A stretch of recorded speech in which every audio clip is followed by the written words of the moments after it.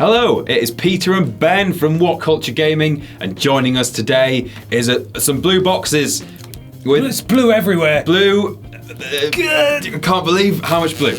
It's a PlayStation VR unit. We've been sent a PlayStation VR unit and some things in order to play it. Now, I already have one at home, and I've had one since launch because I'm a massive child man baby. Dork. But we were sent this on loan by Sony, and you took it home, had a play. I thought it would be nice if we had a quick look at the box, what's in it, and just had a discussion about how we found it, sort of a review, if you will, of PlayStation VR. If you will. Should we open the box? Shall we open the box? I think we should open the box. I mean, a lot of the wires are already missing from this because we had it set up in the office previously in there. What's that? It's over there. It's out there. It's out there. Yeah. It's in the other room. That's weird. How did you... I'm not just hitchhiking. Right. So, it all folds back like this. I believe the term you used to describe this was the Apple experience. Yes. Because they put hinges and stuff in their packaging. It's all shiny and hingy, and it's all very nicely packaged and so on. First up, if you want to take this out for me. Of course. A handy instruction guide. We will, I guess, comment on setup momentarily. Yes, we will. We will. And here is the UNART. The UNART. There it is. Beautiful. Beautiful. It's like something out of Tron. Put it on. Stick it on your head. It's as easy as that. Oh God, I've broken it. You may just have broken it. What game are you playing, Ben? I'm so close to killing myself. Whoa. The VR experience. Don't do it. Or will I? That's the game. We'll find out. I can't see it. This is the other important part. You don't know what I'm doing. But this is the mini PS4. It's actually just an external processing unit. It is. But it's got some very clever technology in there. Not only does it process VR, which is pretty impressive. It processes emotions. It processes emotions, and what?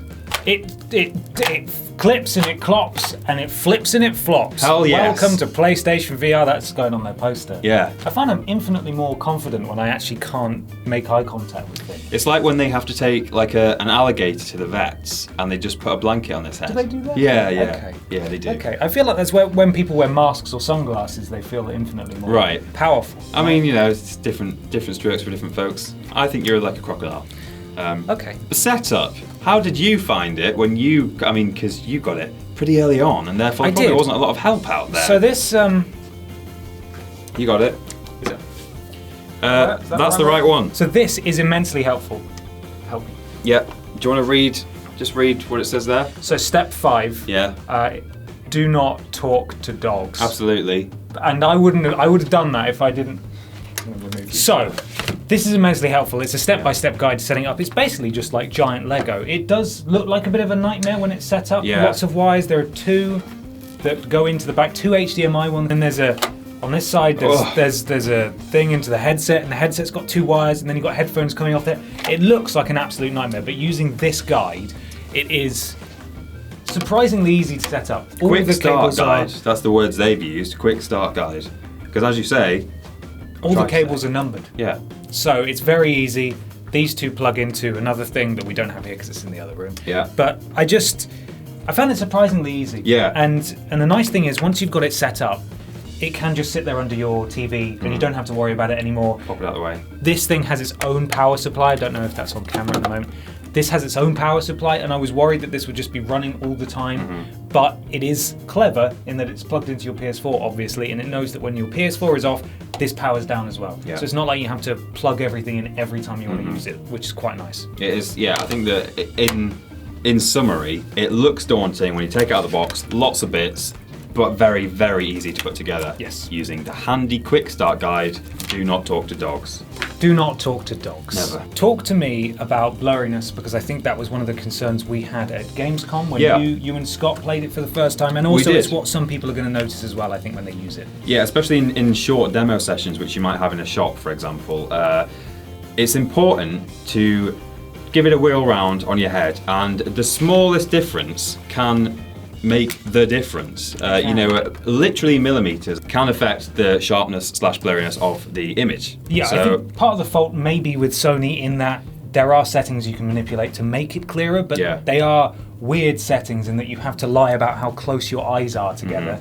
and then it becomes clearer. But equally, as I've said to everyone who's used it, if you put it onto your head, slide it close to your eyes, and if it looks blurry, fair enough. But if you move it around just a little bit, as you said, millimeters, until it comes into focus, you then use this on the back to tighten it, and it will stay in that position and look a lot clearer. So and that really is it. I know that Scott and plenty of other people who've played this have said, oh, it's not super sharp.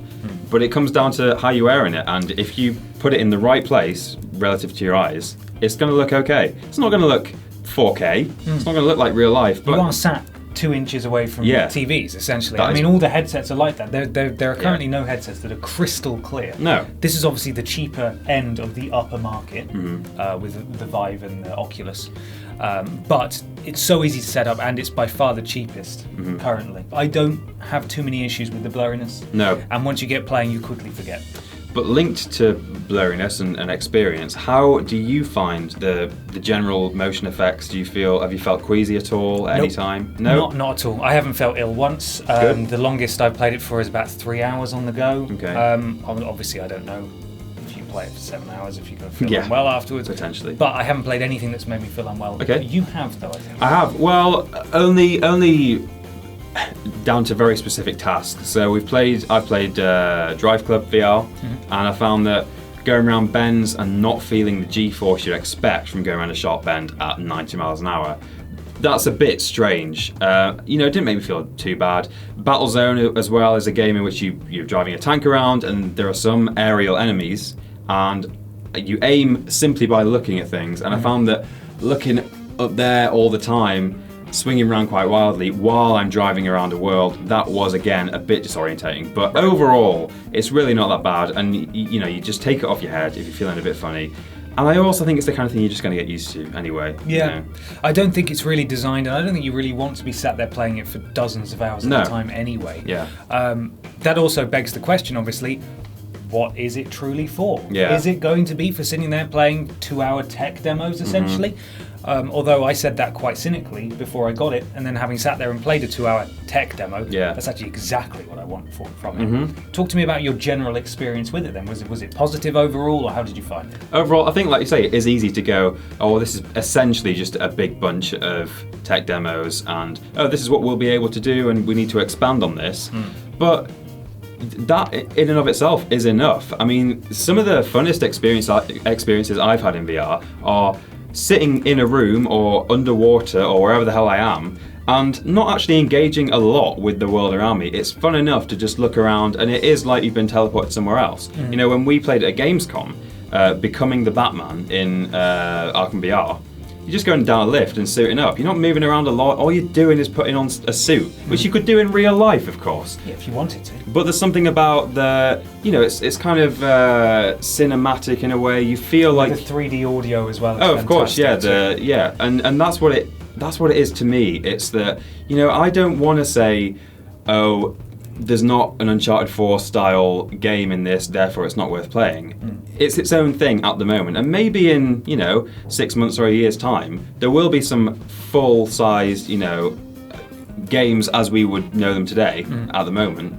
But right now, what it's got, I think, is super fun for what it offers, and in that you can just put it on and it works. Yeah. I think it's phenomenal. It's very affordable if you've already got a PS4. I was an idiot and I already had the Move controllers and I already had the camera. So still an expenditure, 350 quid, not cheap, and they're not overly easy to find at the moment either. If you want it secondhand, you're going to be looking at paying way over those odds. Yeah. But I really like it. I like having it. I get as much enjoyment in a really sad way out of letting other people play it and see them having their first VR experience as I do actually playing it myself. So yeah, I think it's a fantastic piece of technology. If we were to recommend it though, what would you say to people who are potentially looking at getting a VR or thinking about buying one? Well, I think, as you say, at the moment, quite expensive and also hard to come by. Therefore, the prices are even higher than they were probably on release. You're gonna have to spend 500, 600 quid right now to get one of these, just the headset. Yeah. So I think that at the moment is the only drawback. It's early technology. And as with everything, the early models are always going to be expensive. Yeah, I would agree with that too. Ultimately, it's going to be about price. If you're interested in VR, I would say, what the hell? Just give it a go. If you can get your hands on it, people are demoing it. If you know me, ask me. You can come and play it at my house if you want. Before you buy it, it's very important, I think, to try it before you buy it. Yeah, I think that's the bottom line. If you're going to be chucking this much money on essentially it's a peripheral to a console that already exists, but it's almost practically its own platform as well in terms of the games on offer. And those games haven't been getting the best reviews. They are all great in that they showcase what this can do, but as games, maybe they're not too advanced. We are going to be doing a load more coverage of VR though in the I think over the next week or so, including the top 5 games that you should buy if you're getting a PlayStation VR. But let us know how you're finding PlayStation VR, if you've already got one, or if you're thinking about buying one, or if you've played other VR headsets, and generally just what your thoughts are on the future of VR, because it's going to be really interesting and exciting for people who are getting on board with that. Watch this space, as they say. Exactly. Yeah. Thank you very much for watching. I've been Ben from What Culture. I've been Peter from What Culture. And we'll see you soon. Goodbye.